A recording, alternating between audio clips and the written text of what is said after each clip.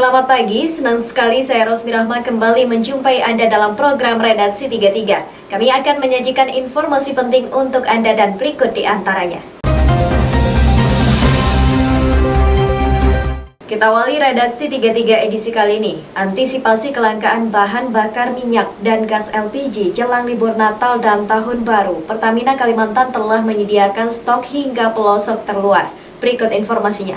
Jelang libur Natal dan Tahun Baru, Pertamina lakukan langkah-langkah antisipasi agar tidak terjadi kelangkaan stok bahan bakar minyak dan kelangkaan gas LPG.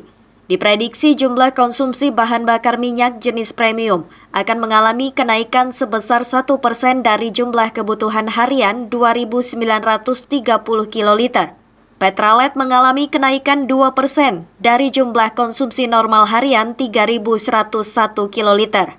Pertamax mengalami kenaikan 1% dari konsumsi normal harian sebesar 584 kiloliter per hari. Untuk konsumsi gas oil seperti Solar, Dexlite, dan Pertamina Dex secara umum mengalami penurunan sebesar 2,3%. Mengacu pada data Nataru 2019, namun kebutuhan akan gas oil tetap disiagakan sesuai kebutuhan. Sementara untuk kebutuhan LPG diprediksi akan naik sebesar 5% dari rata-rata stok normal bulanan 1.657 metrik ton. Dan penambahan LPG 3 kg telah dilakukan sejak 2 minggu terakhir. Kawan sekalian, dalam rangka menghadapi Natal dan Tahun Baru ini, Pertamina Marketing Operation Region 6 kita melaksanakan beberapa langkah ya dalam rangka memastikan pelayanan masyarakat berjalan dengan baik dan aman. Yang pertama, kita sudah bentuk Satgas ya dari mulai tanggal 7 Desember kemarin. Insya Allah kita akan laksanakan sampai dengan tanggal 10 Januari. Intinya Satgas ini adalah untuk memastikan pelayanan kita ke masyarakat itu bisa dilayani dengan baik, lancar, dan dalam level yang diharapkan.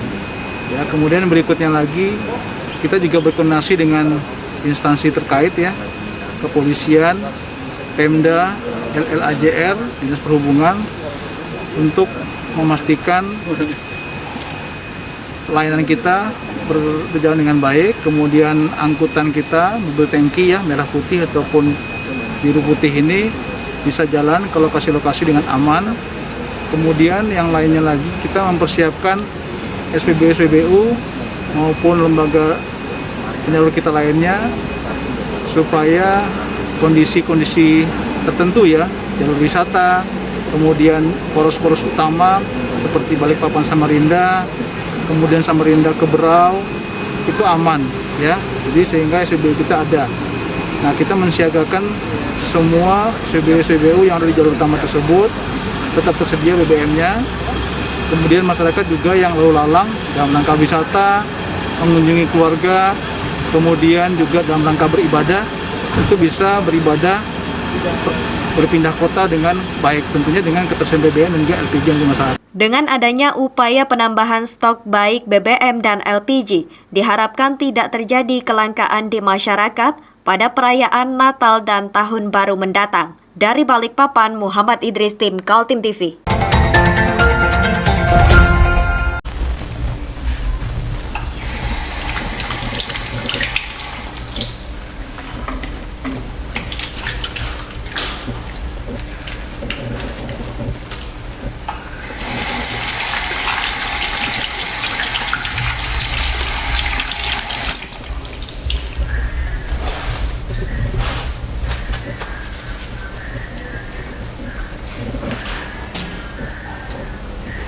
Meskipun di rumah saja, kita tetap selalu menjaga kesehatan, cuci tangan, menggunakan hand sanitizer. Ingat, mulailah dari diri sendiri. Tim Batman Reskrim Polsek Balikpapan Utara membekuk spesialis pencurian roda 4 antar kota tersangka melakukan aksi pencurian di kota Samarinda. Berikut informasinya. Tersangka Muhammad Rasid, 26 tahun warga Samarinda harus mendekam di balik jeruji sel tahanan Polsek Balikpapan Utara lantaran dibekuk di kawasan hutan kilometer 15 Karangjoang pada Jumat. Awalnya tersangka Muhammad Rasid mengambil kunci mobil yang tergantung di dalam mobil yang terparkir depan depo mebel.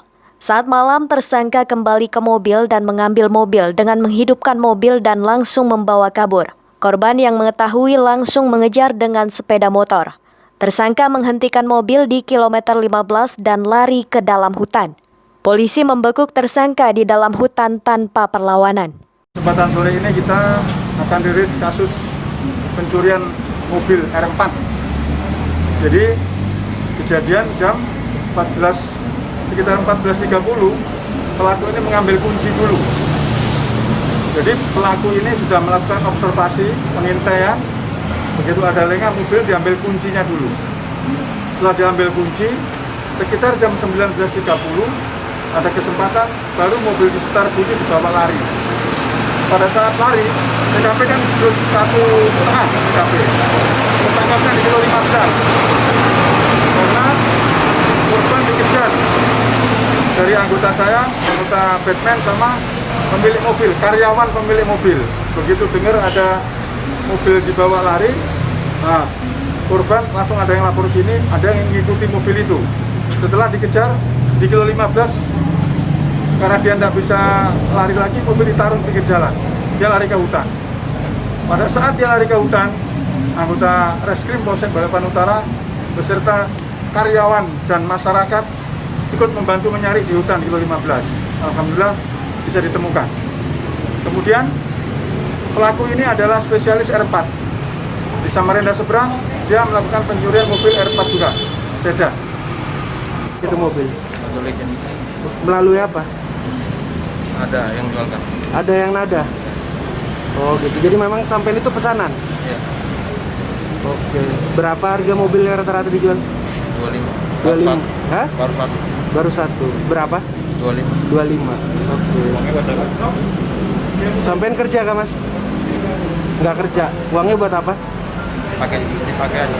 Buat dipakai aja ya. Oke, siap. Barang bukti berupa mobil pick-up dengan nomor polisi 8697K diamankan. Korban alami kerugian 70 juta rupiah. Tersangka diancam pasal 362 dengan hukuman 5 tahun penjara. Dari Balikpapan, Muhammad Idris, tim Kaltim TV.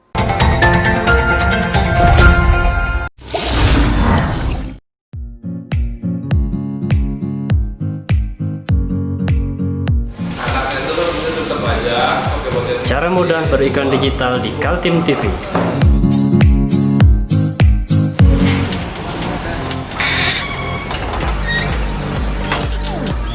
Yang pertama, jadilah sahabat Kaltim TV.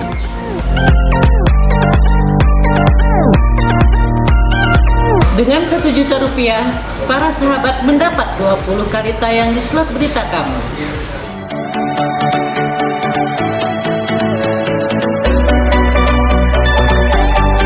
Dengan 20 detik dapat menjangkau 20.000 penonton. Anda beruntung karena mendapat kesempatan perdana dari kami. Ayo jadilah sahabat Kaltim TV.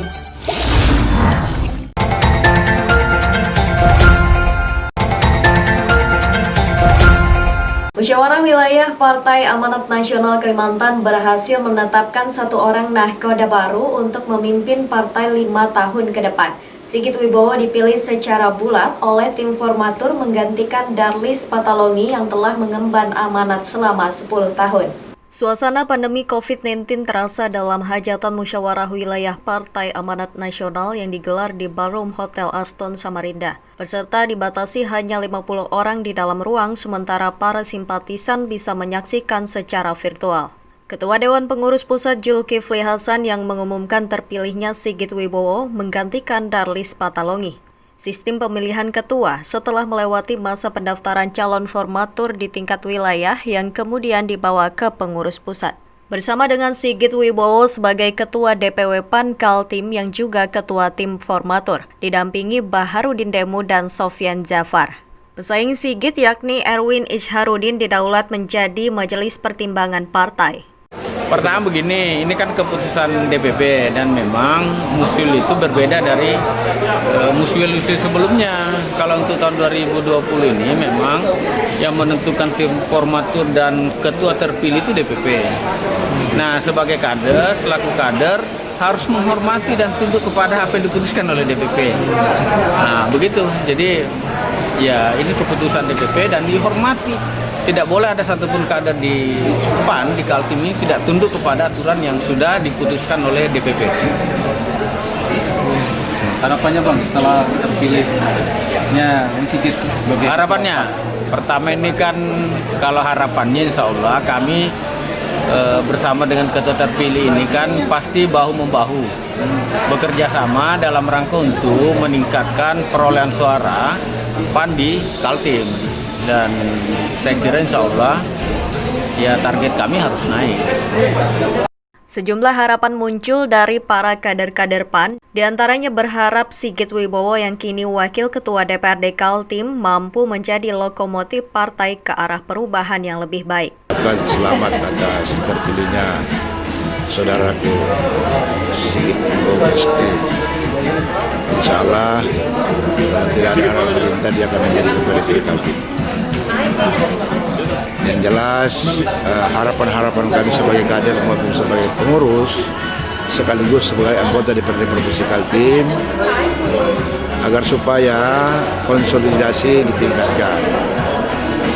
Untuk infrastruktur partai itu sangat dibutuhkan di masa-masa. Sementara Darlis Patolongi yang menjadi Ketua PAN selama 10 tahun diminta oleh Ketua Umum Zulkifli Hasan menjadi pengurus partai level pusat.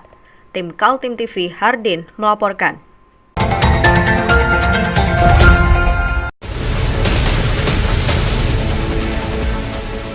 Mari kita memerangi virus corona dengan mematuhi imbauan pemerintah. Stay at home.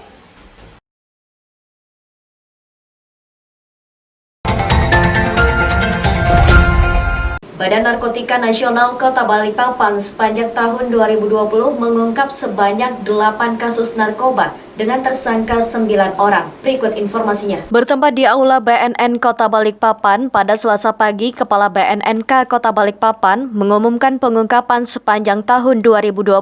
Dalam tahun ini sebanyak 8 kasus peredaran narkoba berhasil diungkap dengan jumlah tersangka 9 orang. Jumlah pengungkapan kasus sendiri jauh menurun dibandingkan dengan tahun 2019 silam, hanya saja untuk jenis narkotika yang berhasil diungkap berbagai jenis.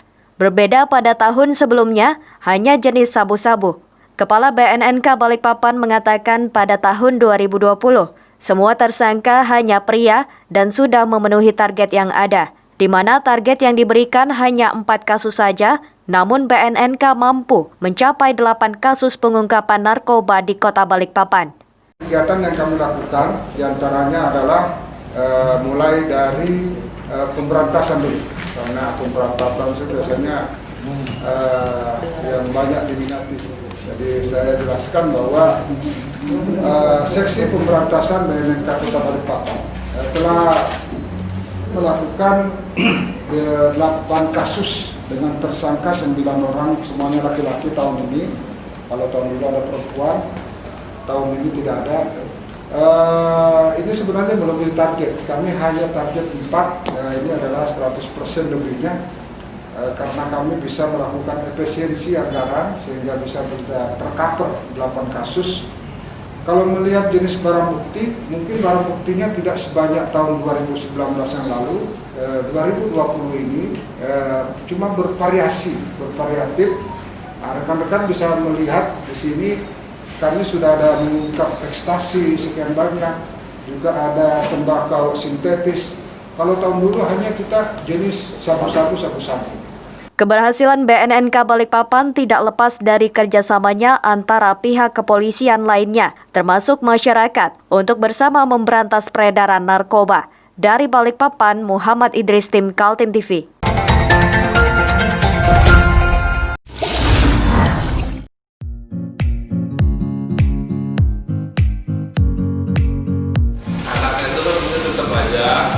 Cara mudah beriklan digital di Kaltim TV.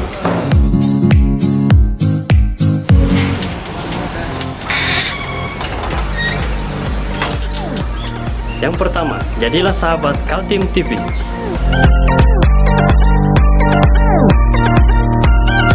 Dengan Rp1 juta, para sahabat mendapat 20 kali tayang di slot berita kamu.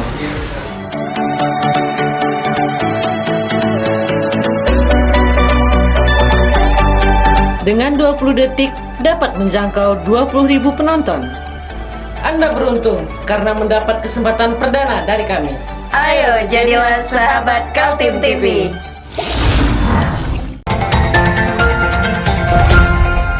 Berdalih untuk memenuhi kebutuhan hidup, seorang pria mencuri burung kicau dan menjualnya dengan harga murah.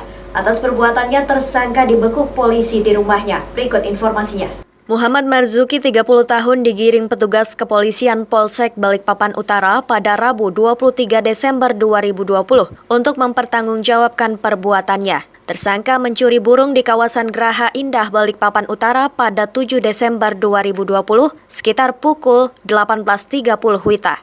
Oleh tersangka, burung kicau jenis cucak hijau ini diambil di depan rumah korban. Tersangka menjual burung seharga Rp40.000 untuk memenuhi kebutuhan hidup. Sementara burung tersebut merupakan burung juara dengan harga jual mencapai Rp3 juta. Oleh polisi, saat ini burung kicau dititipkan kepada korban lantaran harus dipelihara. Tersangka?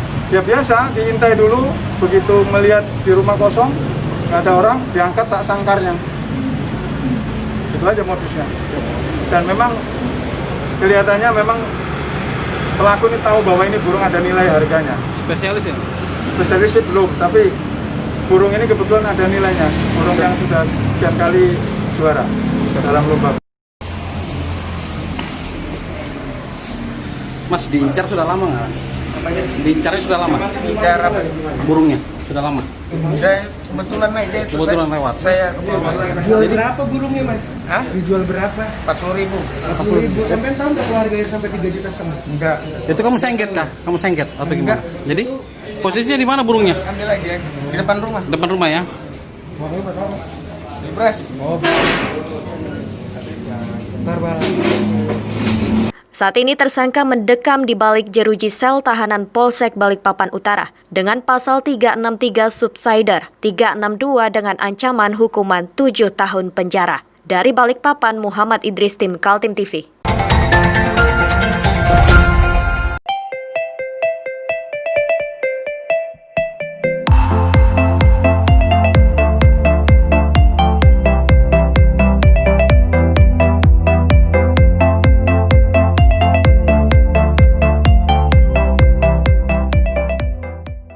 Kita beralih ke informasi selanjutnya. Sejumlah harapan muncul agar Partai Amanat Nasional Kalimantan Timur di bawah nakoda baru Sigit Wibowo membawa arah baru pada masa jabatan 5 tahun ke depan. Agenda-agenda politik menuju pemilu 2024 dipersiapkan, terutama menyiapkan infrastruktur partai hingga tingkat RT. Musyawarah Wilayah DPW PAN Kaltim sudah selesai digelar setelah 4 formatur ditambah 1 unsur DPP PAN mengadakan rapat. Akhirnya salah satu anggota formatur, Sigit Wibowo, terpilih menahkodai partai berlambang matahari terbit itu. Sigit Wibowo kelahiran Balikpapan 4 September 1977. Aktivis yang lama berkecimpung di non-government organization itu saat ini duduk menjadi wakil ketua DPRD Kaltim dari daerah pemilihan Balikpapan.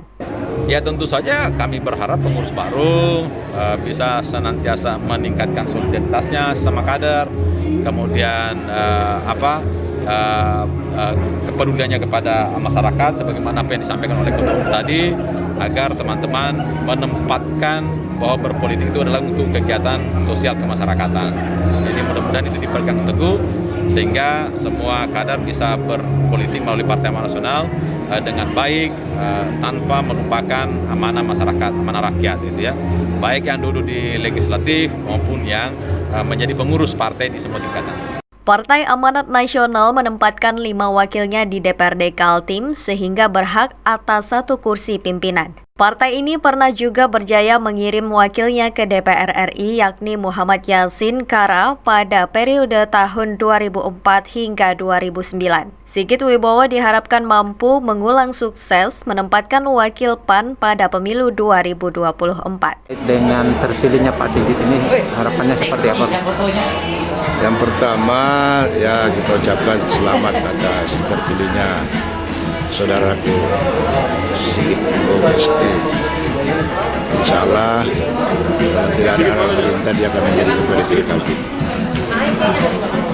Yang jelas harapan-harapan kami sebagai kader maupun sebagai pengurus sekaligus sebagai anggota DPRD Provinsi Kaltim agar supaya konsolidasi ditingkatkan. Untuk infrastruktur partai itu sangat dibutuhkan di masa-masa mendatang. Harap agar supaya itu pertama konsolidasi. Dia ketua terpilih ini harus lebih banyak turun ke lapangan, melihat perkembangan apa yang terjadi. Tim Kaltim TV melaporkan.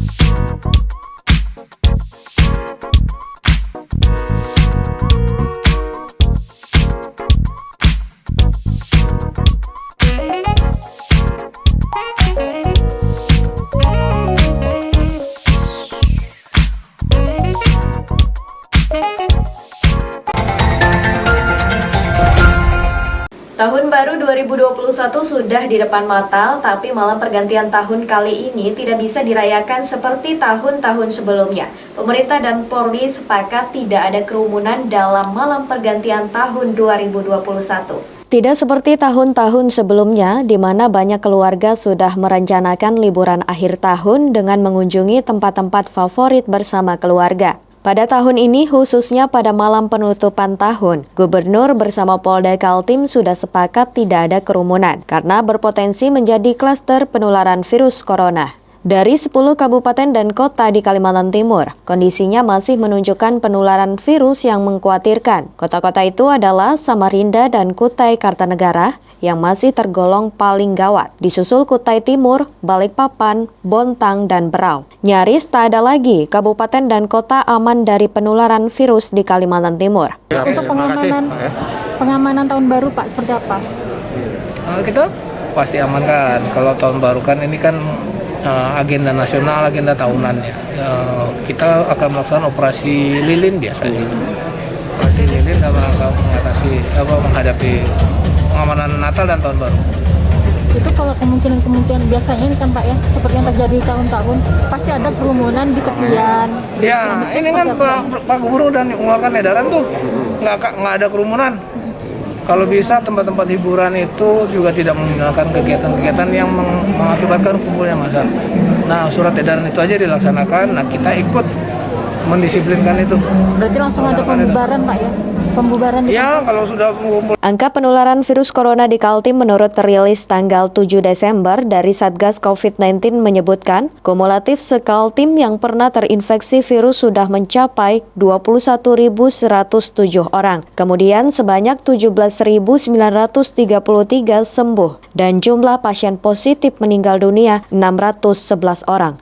Saat ini kasus aktif yang masih menunggu proses penyembuhan ada 2.563 pasien. Tim Kaltim TV, Hardin, melaporkan.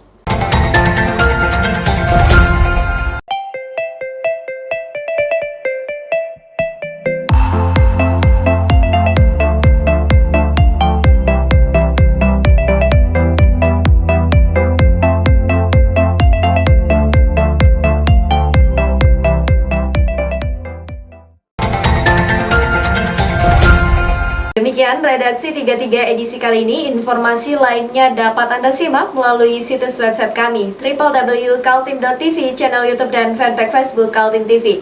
Jangan lupa untuk selalu patuhi protokol kesehatan. Saya Rosmi Rahma bersama kerabat kerja yang bertugas pamit undur diri. Selamat pagi, selamat beraktivitas dan sampai jumpa.